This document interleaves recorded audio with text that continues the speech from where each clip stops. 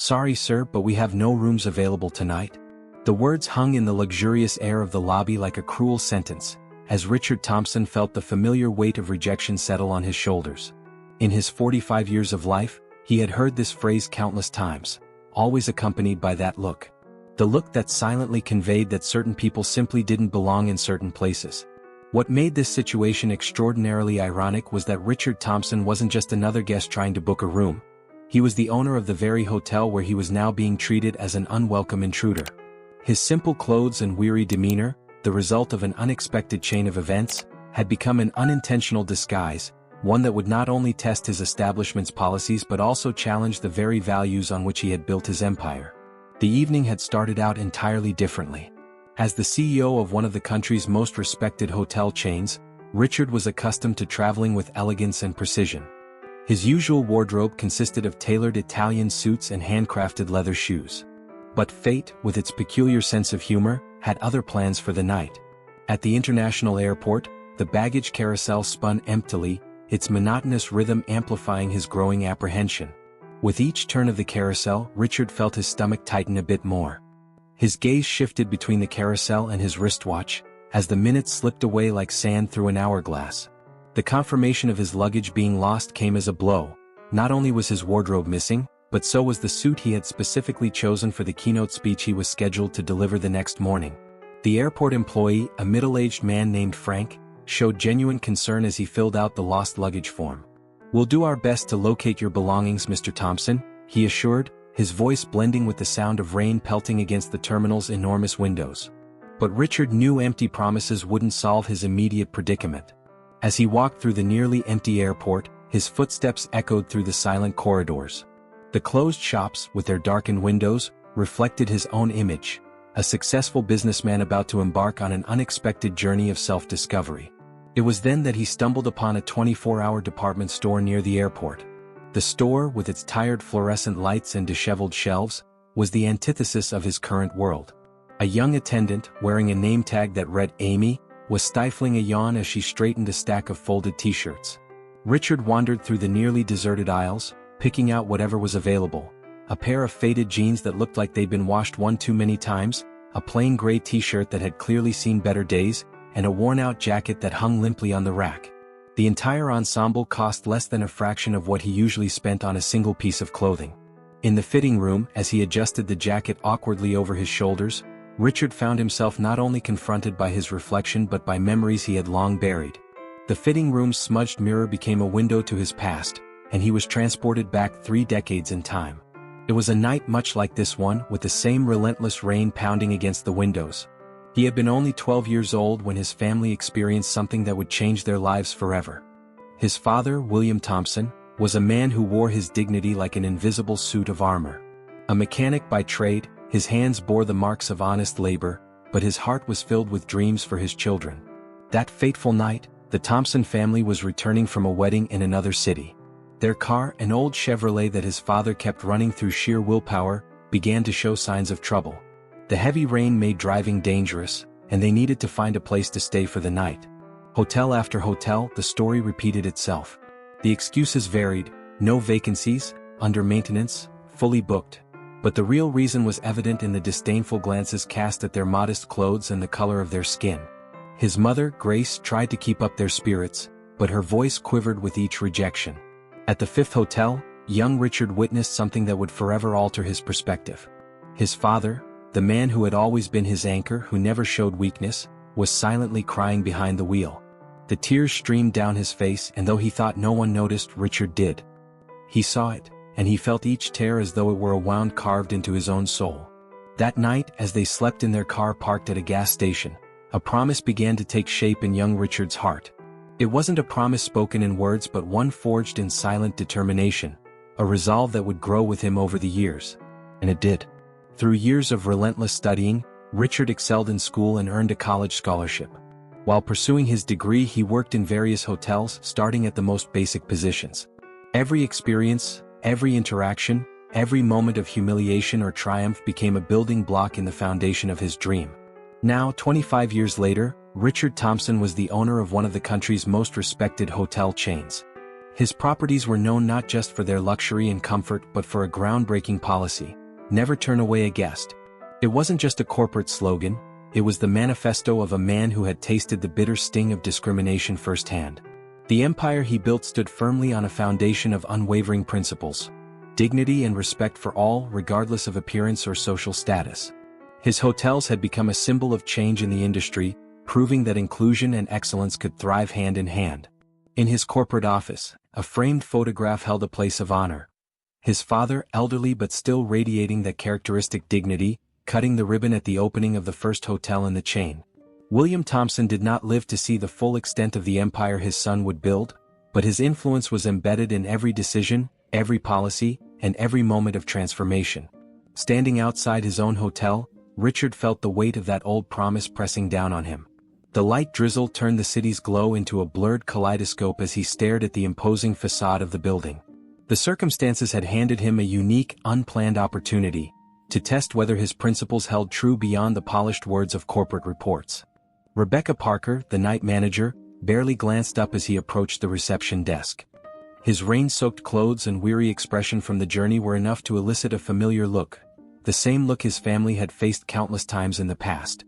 "Good evening," Richard said, keeping his tone deliberately neutral. "I'd like a room for the night, please." Rebecca's discomfort was palpable. Her fingers tapped nervously on the keyboard, and her gaze flitted everywhere but at him. "I'm sorry, sir, but—" Richard waited, feeling every second stretch out like an eternity. Here he was, the owner of an award-winning hotel chain celebrated for its inclusive policies, about to find out whether his employees truly embodied the values he cherished. The irony of the moment wasn't lost on him. In less than 12 hours he'd be standing in the same lobby, dressed in an impeccable suit, introduced as the visionary CEO who revolutionized the hospitality industry with his progressive policies. But at that moment he was just another ordinary man in need of shelter for the night. This test of his principles had only begun, and Richard knew the next few hours would reveal far more than the effectiveness of corporate policies. They would show whether his dream of creating a more just and welcoming world had truly come to life, or if it was merely a beautiful illusion printed on glossy promotional brochures. As he waited for Rebecca Parker's final response, Richard's thoughts drifted to his father. What would William Thompson say if he could see his son now, facing the same prejudice he had battled all his life?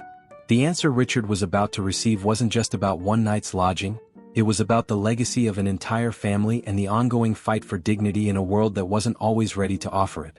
The silence that followed Rebecca Parker's words hung heavy like lead in the air-conditioned lobby.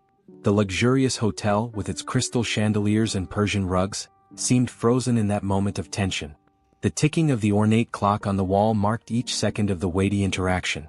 Rebecca kept her fingers hovering over the computer keyboard, a nervous habit that betrayed her inner unease.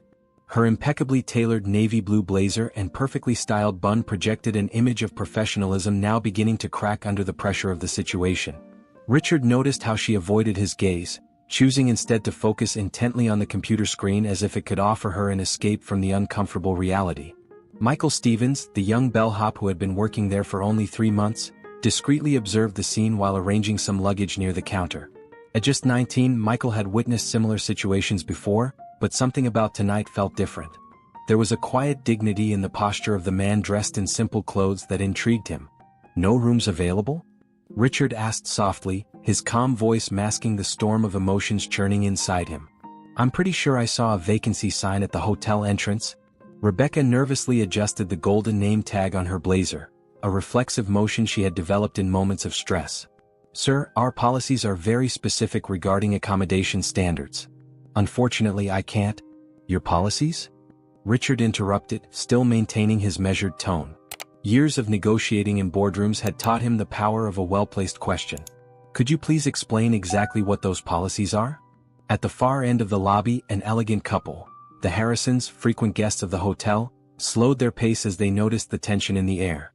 Margaret Harrison, clad in her designer dress, whispered something to her husband while casting furtive glances toward the counter. The moment didn't go unnoticed by Richard, who recognized in those whispers the same veiled prejudice he had faced his entire life. "I have the money to pay for the stay," Richard continued, pulling his wallet from his pocket. The premium Italian leather stood in stark contrast to his simple clothes, hastily purchased. "The credit card has no limit. So, tell me, What is the real reason you're denying me a room? Michael, still observing the scene, felt a knot form in his stomach. The words from his onboarding training echoed in his mind. Our hotel is committed to excellence and inclusion.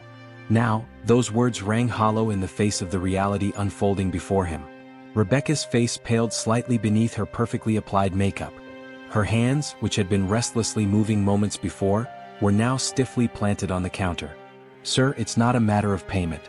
It's just that, well, we're not sure you'd feel comfortable here. The sentence hung in the air like an involuntary confession of prejudice.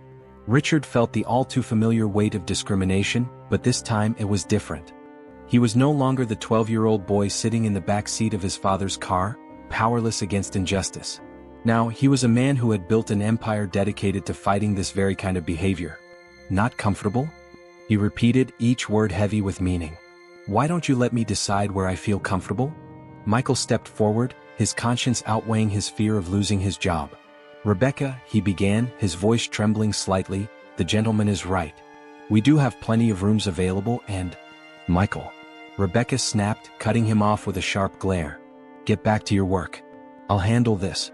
The young porter stepped back but remained close, his face reflecting the internal conflict between following orders and doing what he knew was right. His parents had taught him about dignity and respect, values he now saw being trampled before his eyes. James Cooper, the night security guard, began to approach discreetly.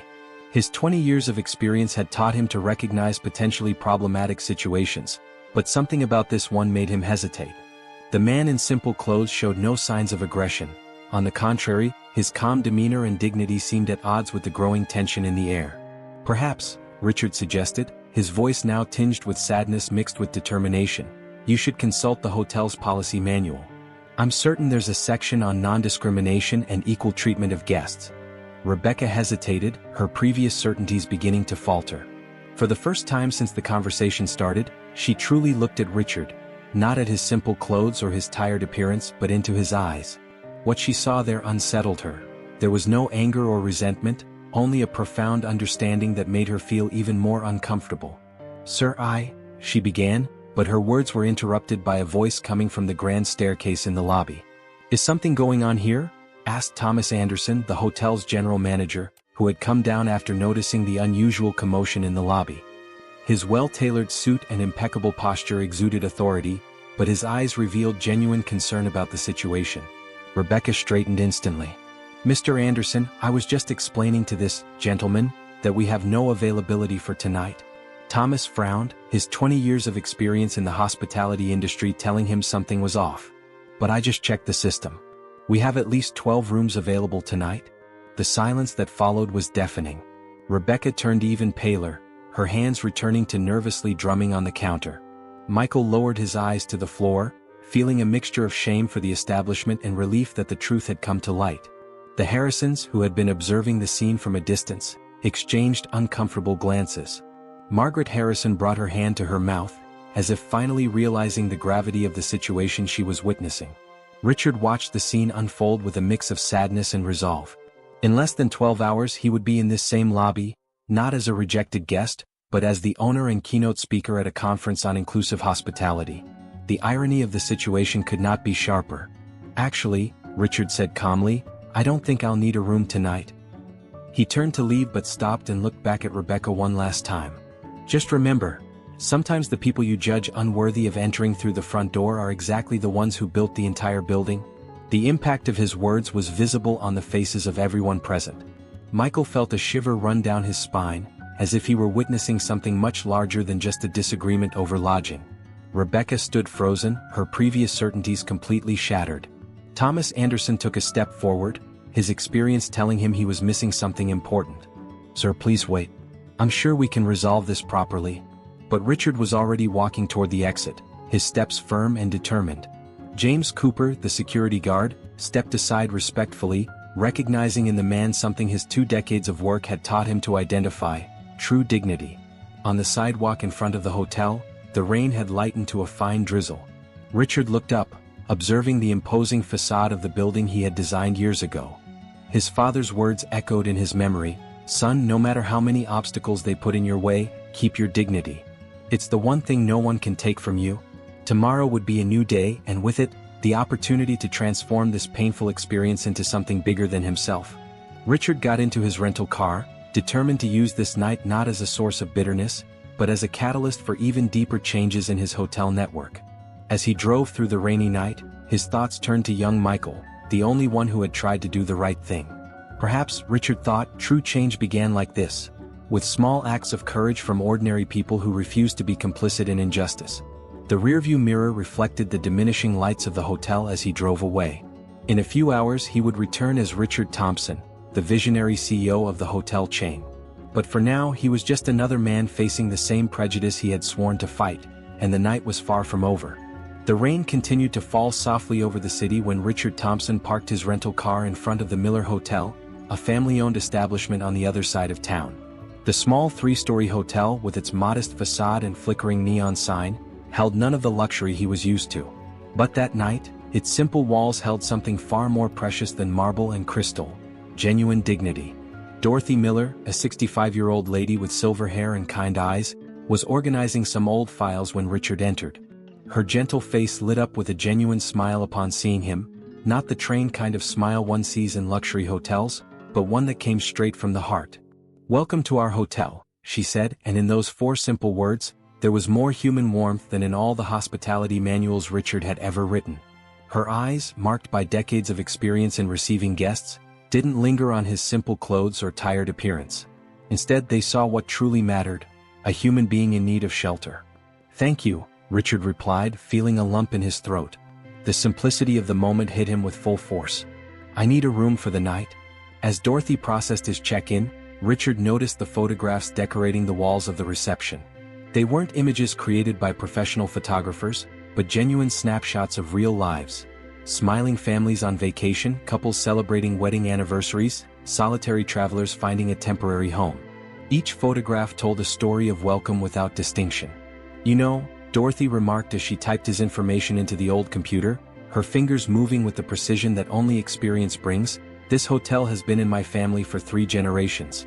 My grandfather, Joseph Miller, started it all in 1947, right after he returned from the war." She paused, her eyes momentarily drifting to a particular photograph: a tall, thin man in a military uniform, smiling next to a newly installed sign for the Miller Hotel.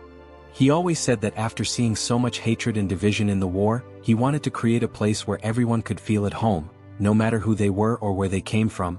The words touched Richard deeply.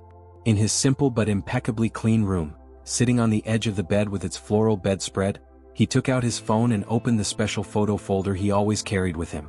The first image showed his father, William Thompson, on the day of the grand opening of the first hotel in the Thompson chain. It wasn't the triumphant smile of a successful businessman that marked his face, but something much deeper: the fulfillment of a dream born from pain and transformed into hope. The memory of that day came back with surprising clarity. William had insisted on inviting all the families who had owned hotels that had rejected them years before. Not out of revenge or showmanship. His father was bigger than that. The goal was to show that the cycle of prejudice could be broken, that pain could be transformed into purpose.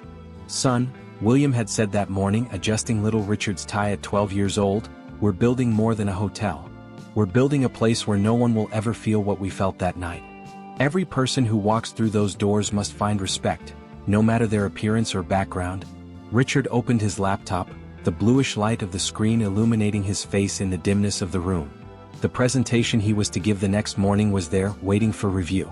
But the words felt different now, as if they had gained new weight and meaning after the events of that night. Elsewhere in the city, Rebecca Parker was also awake, restless in her suburban home. Sitting in her favorite armchair, an untouched cup of tea cooling on the side table, she couldn't stop replaying the scene at the hotel. Her reflection in the window showed a woman different from the one she had always thought herself to be: professional, competent, just. Now she saw only someone who had lost touch with her own humanity. With trembling hands she opened an old family album. The yellowed pages held more than photographs, they held lessons she had forgotten. One image in particular made her stop: her grandmother, Margaret Parker, working as a maid in the 1950s.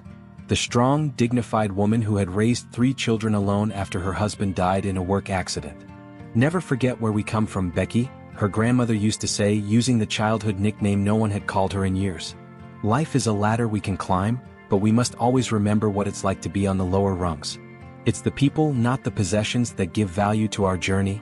Silent tears began to fall as Rebecca realized how far she had strayed from those teachings. In her pursuit of status and professional recognition, she had built walls instead of bridges. The man in the hotel that night, his silent dignity, his contained strength, had torn down all her carefully constructed certainties. Michael Stevens, the young bellboy, was also facing a sleepless night in his small shared apartment. Sitting at the kitchen table with the notebook he used as a journal open in front of him, he tried to process the events of the night through writing, a habit he had inherited from his mother, a literature teacher. "Today I witnessed something that changed my understanding of courage," he wrote, the pen quickly gliding across the paper. It wasn't the kind of courage we see in action movies, with explosions and muscular heroes. It was something much deeper and more real, the silent courage of holding on to dignity in the face of prejudice. In the room next door, his roommate, Jake, played the guitar softly, a melancholic melody that seemed perfectly suited to the moment. The sound filtered through the thin wall, creating an involuntary soundtrack for his reflections. "What impressed me the most," Michael continued in his journal, "was not just the injustice of the situation, but how that man maintained his integrity in the face of it. There was something in his eyes, a mix of sadness and determination, that made me think of my own father, and the stories he tells about the challenges he faced as an immigrant." In the hotel office, Thomas Anderson spent the night reviewing not only the hotel's policies but his own professional journey. 25 years in the hotel industry, and for the first time, he felt he had failed not only with one guest but with everything the industry was supposed to represent. His phone rang. It was his teenage daughter, Emma, worried about his late return home. "Dad, is everything okay? You never stay this late at work." "Yes, sweetheart," he replied, though his voice betrayed his unease. "I'm just handling some important matters." "Those matters that make you furrow your brow?" she asked, with that sharp perception only teenagers seem to have. "Exactly," he smiled, despite the situation. "How do you always know?" "Because you're my dad," she replied simply. "And because you taught me that the most important things in life are the ones that make us question our certainties." Her words, so simple and profound, hit Thomas hard. It was true, he had taught her that. When had he begun to forget his own lessons? Back at the Miller Hotel, Richard was preparing to sleep. The modest room, with its simple bed and slightly faded floral curtains, had a quality that none of his five-star hotels could replicate: authenticity. Dorothy had left a small handwritten note on his door: "If you need anything, we're here to help. Sleep well and feel at home." That simple gesture, so genuine in its simplicity, brought tears to his eyes. It was exactly what his father had dreamed of when building the first hotel. Not just a place to sleep, but a space where human dignity was celebrated and preserved. Lying in bed, watching the shadows that the streetlight cast on the ceiling, Richard mentally planned the events of the following day. His talk would no longer be just about business strategies and service metrics. It would be a living testimony of the importance of empathy and genuine respect in the hotel industry. Sleep came slowly, but when it did, it brought dreams of his father. In the dream, William Thompson smiled, that gentle smile he always reserved for the most important moments. "You get it, son," he said. "We don't build hotels, we build bridges between people." The rain outside had finally stopped, leaving a contemplative silence hovering over the city. In different parts of it, different people were processing the events of the night, each in their own way, confronting uncomfortable truths about themselves and the society they had helped build. The next morning promised more than just a simple lecture on hospitality. It would be a moment of transformation for all involved.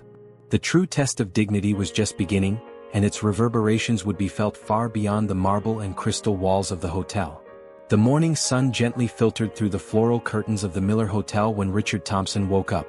For a moment he lay there watching the dance of light on the simple walls, letting the memories of the previous night settle in his mind. The small radio clock on the bedside table read 6:15, and the aroma of fresh coffee was rising up the stairs. Dorothy was already up, preparing breakfast for her guests. While getting ready for the day, Richard thought about how his life had been shaped by moments of transformation that often started at breakfast. It was during breakfast that his father used to share his greatest life lessons. It was over breakfast that he decided to build his first hotel. And now, another breakfast would mark the beginning of a new transformation. In the kitchen of the Miller Hotel, Dorothy was preparing blueberry muffins, a family recipe passed down through generations. When she saw Richard coming down the stairs, she smiled, the kind of smile that only truly wise people can offer. "Good morning," she said, placing a steaming cup of coffee in front of him. "I hope you slept well." Better than in a long time, Richard replied sincerely. The coffee tasted different there. It wasn't the premium imported blend he served in his hotels, but it carried the flavor of authenticity. You know, Dorothy remarked, sitting at the table with him, there's a difference between hosting someone and welcoming someone. My father used to say that hosting is a business, but welcoming is an art. Richard felt the weight of those words. At some point in his journey to build a hotel empire, had he begun to confuse luxury with true hospitality? On the other side of town, the day was also beginning at the Thompson Grand Hotel. Rebecca Parker arrived earlier than usual, her dark circles under her eyes revealing a sleepless night. At the front desk, she found Michael organizing luggage for the first shift. "Good morning, Michael," she said, her voice carrying a tone different from usual. The young bellboy noticed the change. There was no longer that authoritative rigidity she used to carry. "Good morning, Mrs. Parker," he replied, noticing how she seemed smaller today, more human in some way. "About last night?" Rebecca began, but she was interrupted by the arrival of Thomas Anderson. "Good morning, everyone," the general manager announced, his face showing signs of the same sleepless night that had affected Rebecca. "We need to prepare. The conference starts in 2 hours and Mr. Thompson will be here." The name caused a small stir among the staff who were starting to arrive. Richard Thompson was a legend in the hotel industry, known not only for his business success but for his progressive hospitality policies. In the staff room, Thomas gathered the entire morning shift for a special briefing. "Today is not an ordinary day," he began, his voice carrying an unusual weight. "Mr. Thompson is not just our keynote speaker. He is the owner of this hotel and the entire chain." A murmur spread through the room. Rebecca felt her stomach sink. There was something in the way Thomas spoke that suggested there was more history there than he was letting on. "Last night," Thomas continued, "something happened in this hotel that goes against everything our chain represents." He paused, his eyes meeting Rebecca's. "Something that forces us to question not just our policies, but our most fundamental values." At the Miller Hotel, Richard finished his breakfast, listening to Dorothy share stories from her 40 years of hosting guests. Each story was a lesson in humanity, about seeing beyond appearances. "One thing I've learned after all this time," she said, collecting the empty cups, "is that every person who walks through that door carries a story worth hearing." Richard glanced at the clock. It was time. He stood up and took a business card from his pocket, handing it to Dorothy. Her eyes widened as she read the name. "So it's you?" she murmured. "The boy from the story." Richard furrowed his brow, surprised. "What story?" "The story my father used to tell about a family that was turned away from several hotels on a rainy night many years ago. They ended up staying here.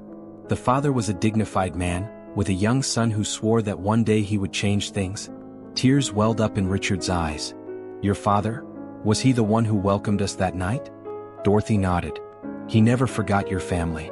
He used to say you reminded him of why we started this business." Fate had a peculiar sense of irony, Richard thought.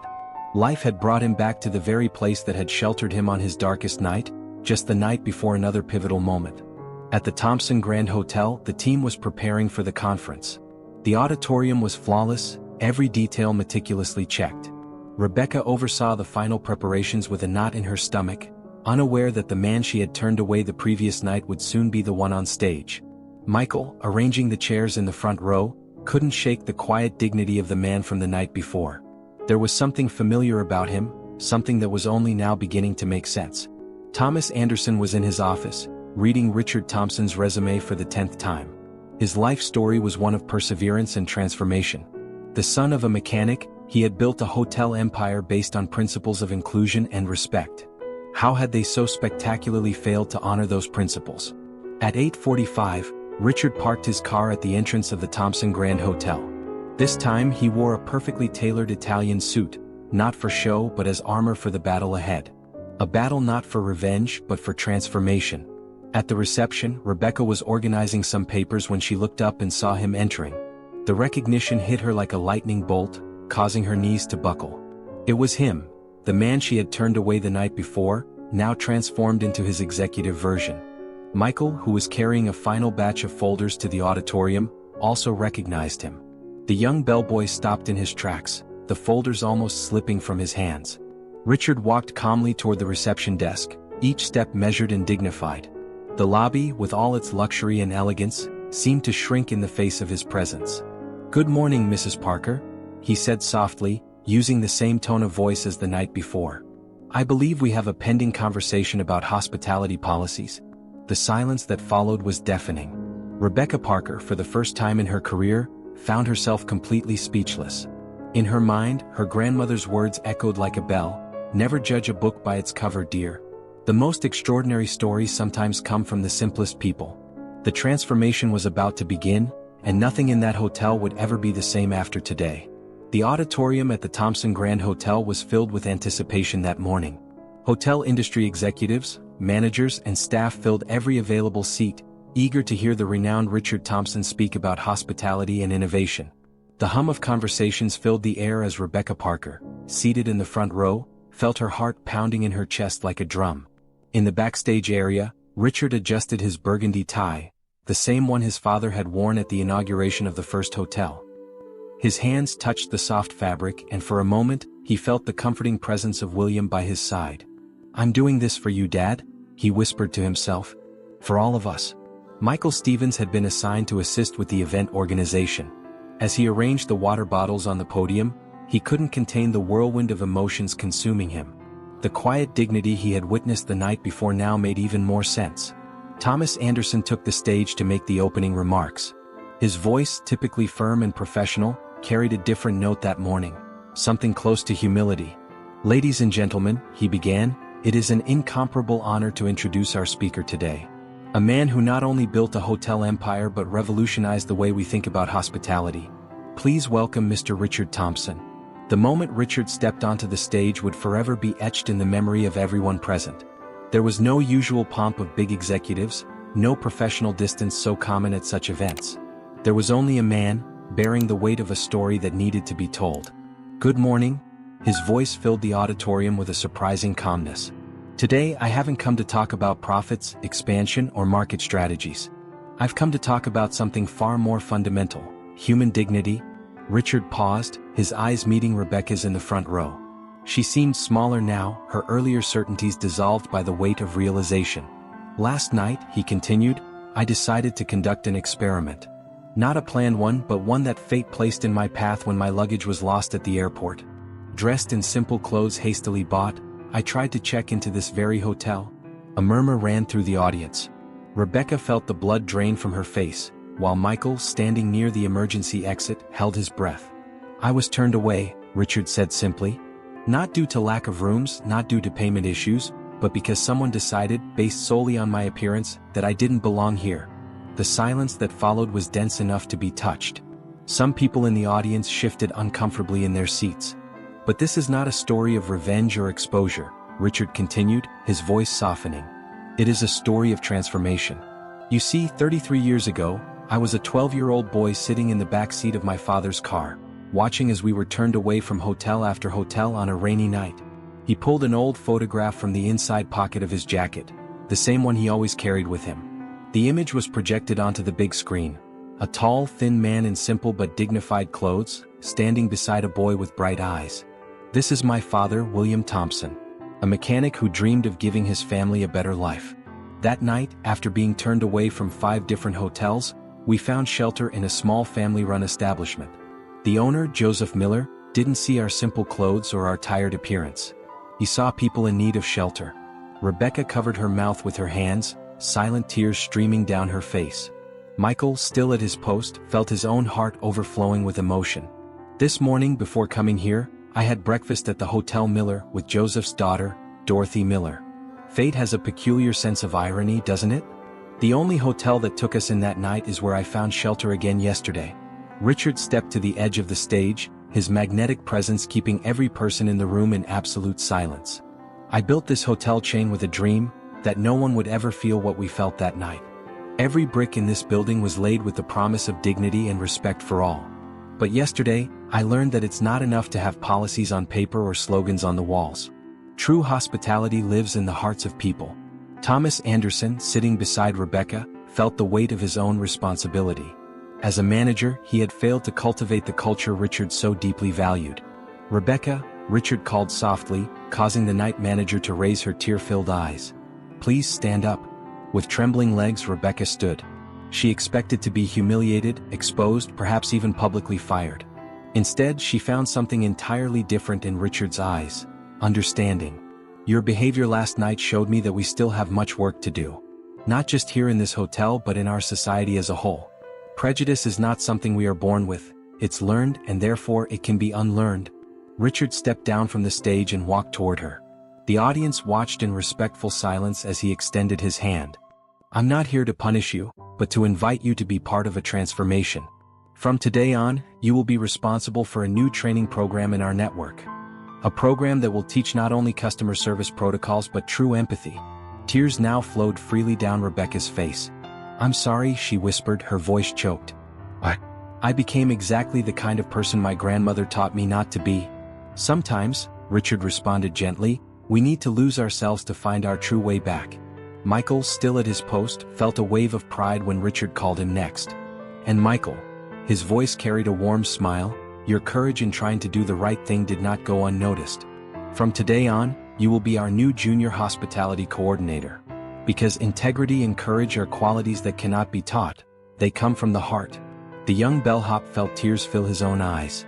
In one night his life had completely changed. Ladies and gentlemen, Richard turned to the audience, true hospitality is not measured by the number of stars on the facade or the price of the nightly rate. It is measured by the ability to see beyond appearances, to recognize the inherent dignity in every human being who crosses our doors. The silence in the auditorium was absolute, with every person present feeling the weight and truth of those words.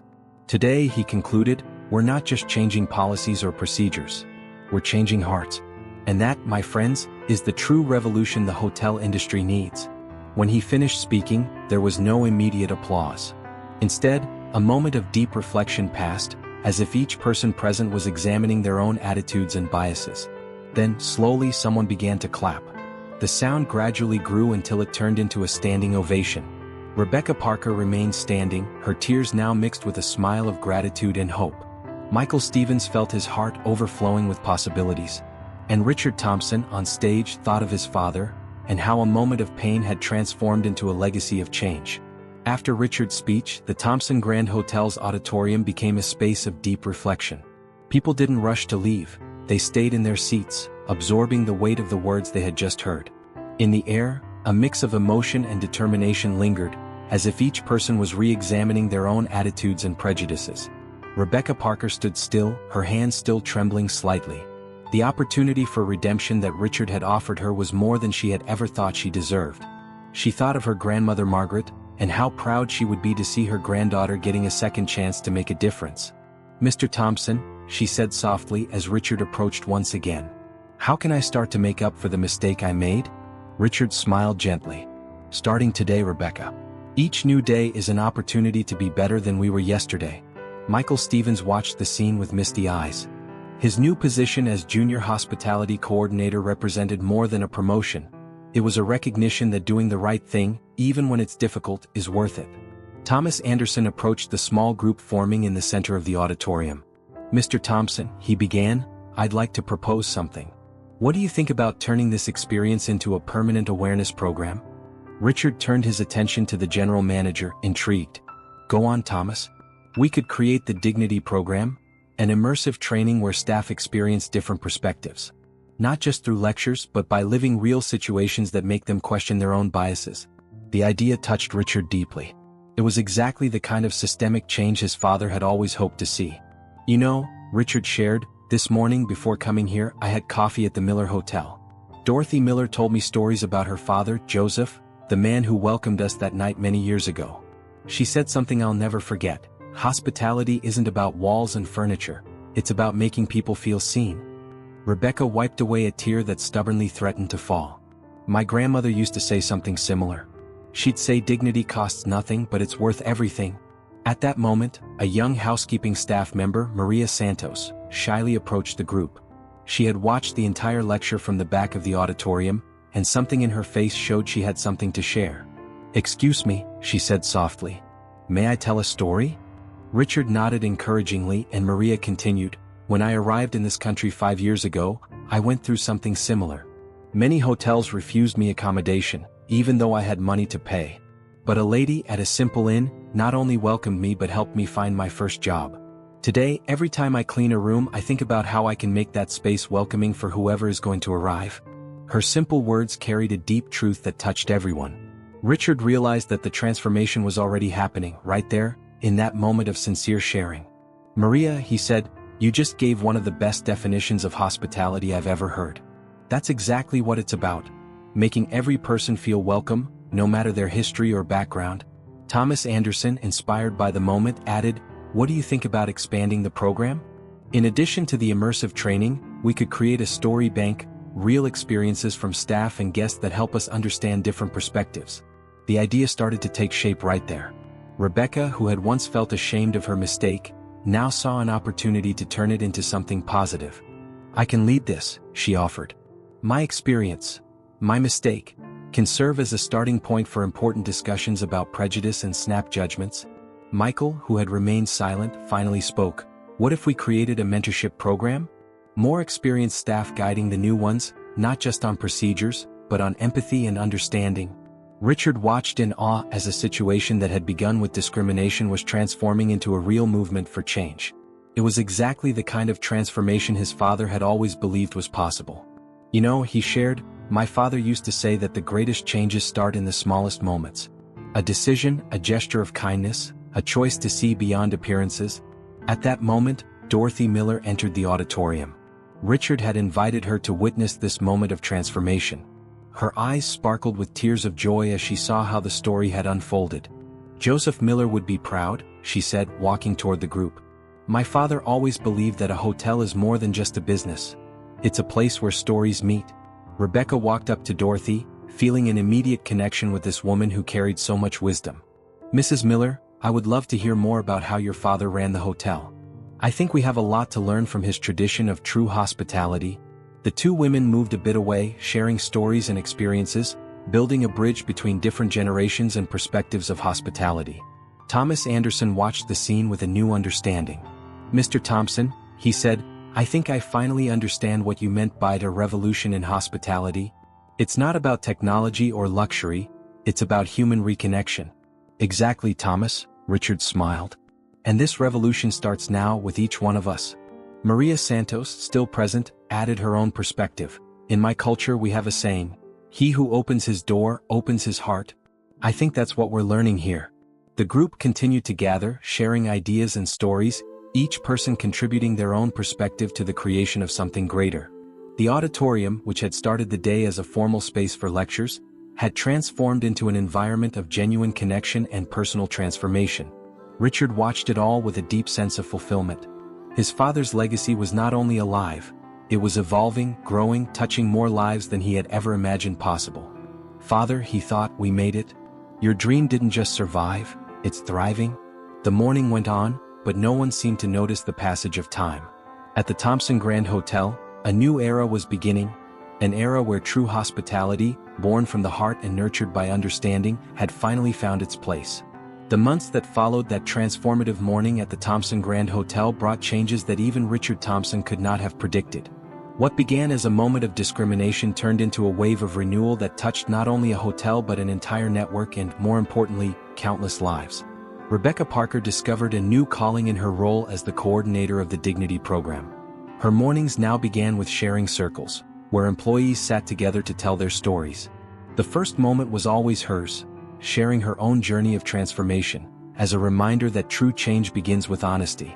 "You know," she would say to the new groups, her words filled with genuine emotion, "I thought that night would be the end of my career. Instead, it was just the beginning of something much bigger." Michael Stevens thrived in his new position. His mentorship program for young employees became a model of success, inspiring other hotels in the network to adopt similar practices. His gentle and understanding approach created an environment where people felt safe to be authentic. On one particular morning, Rebecca found Michael sitting alone in the staff cafe, writing in his journal, a habit he had kept since that memorable night. "Still writing about transformations?" she asked with a warm smile. "Always," he replied, showing her the page. "Today, I'm documenting Mrs. Martinez's story. You know, that guest who arrived last night, exhausted after a canceled flight? Watching our team come together to make her feel at home. That's what we call true hospitality." The Miller Hotel also underwent its own transformations. Richard formed a special partnership with Dorothy, creating an exchange program where employees from the Thompson Network would spend a week experiencing the unique hospitality of the small family-run hotel. Some lessons, Dorothy would tell the visitors, cannot be learned from manuals. They must be felt in the heart. One of these lessons deeply touched Maria Santos, the housekeeper who had shared her story that transformative morning. Now promoted to hospitality supervisor, she implemented small gestures that made a big difference. Like leaving personalized welcome notes in different languages in the rooms. Every guest carries a story, she would explain to her team. Our task is to make them feel safe to be who they are. Thomas Anderson, the general manager, went through his own journey of discovery. On a quiet afternoon, he shared a profound realization with Richard. You know, he said, I spent years thinking that excellence in hospitality meant having the best equipment, the most expensive furniture, the most refined service. Now I understand that true excellence lies in the small moments of human connection. Richard smiled, recognizing in Thomas's words the same understanding his father had tried to teach him many years ago. The most surprising transformation, perhaps, was that of the Thompson Grand Hotel itself. The lobby, once a monument to impersonal luxury, gained new life. On the walls, where expensive abstract art once hung, now were photographs telling stories, including the famous photo of William Thompson with the young Richard. Beneath the photo, a golden plaque displayed the words that had become the new motto of the network. Every person who crosses these doors carries a story worth hearing. On a particularly significant afternoon, Richard received an unexpected visit. Dorothy Miller brought with her an old box of photographs she had found in the attic of the Miller Hotel. Look, she said, showing a yellowed photograph. In it, a young William Thompson was sitting at the breakfast table of the Miller Hotel, with a young Richard beside him. Joseph Miller, Dorothy's father, smiled in the background. My father kept this photo all these years, Dorothy explained, her voice soft with the emotion of the memory. He used to say that night reminded him of the true purpose of having a hotel. Richard held the photograph carefully, feeling the weight of history in his hands. You know, Dorothy, sometimes I think all of this, the entire Thompson network, started at that breakfast table. It was there I learned that true hospitality is priceless. The impact of the Dignity program extended far beyond the walls of the hotels. Stories of transformation began circulating throughout the hospitality industry. Other establishments began implementing similar programs, recognizing that true hospitality starts with the heart. Rebecca, in particular, found her voice as a spokesperson for this new approach. At an industry conference, she shared a powerful reflection. Hospitality isn't about marble walls or golden faucets. It's about creating spaces where people can truly be themselves, where dignity is not a privilege but a right. For Maria Santos, the change manifested in deeply personal ways. She started a mentorship program for newly arrived immigrants, using her own experience to help others find their place. When I arrived in this country, she shared in a team meeting, all I needed was someone to see me as a person, not as a foreigner. Now I can be that person for others. Michael Stevens, in his new role, developed a particularly sharp eye for identifying moments of need. His natural sensitivity, once seen as a weakness in the corporate environment, had become his greatest strength. Every person who walks through those doors, he trained his team, entrusts us not only with their physical comfort but with their dignity. It's a sacred responsibility. 1 year after that transformative night, Richard organized a special celebration. Not at the Thompson Grand Hotel, but at the small and cozy Miller Hotel. Employees from across the network gathered to share stories and celebrate the changes they had experienced. Dorothy, as the host, prepared her famous blueberry muffins. Rebecca, Michael, Thomas, Maria, they were all there, each carrying their own story of transformation. My father, Richard said in his closing speech, always said that a hotel is more than a business, it's a place where stories meet. Today I see that he was right. Each of you is part of a bigger story, a story of dignity, respect, and transformation. Richard's words touched every heart present, reminding everyone that the greatest changes begin in the smallest moments, with a choice, a kind gesture, a decision to see beyond appearances. And so, William Thompson's legacy lived on, not just within the walls of the hotels bearing his name, but in the hearts of the people who learned that true hospitality is an expression of the best that exists within each of us. Dear viewers, if this story touched your heart as much as it touched ours while telling it, don't hesitate to share your thoughts in the comments. Your experiences and reflections are valuable and help us continue bringing stories that make a difference. If you identified with this narrative of transformation and want more intense stories like this, don't forget to like and subscribe to the Life Stories channel. Your support allows us to keep bringing these emotional adventures that remind us of the power of human dignity. Until the next story, where we'll continue exploring the deep connections that make us truly human.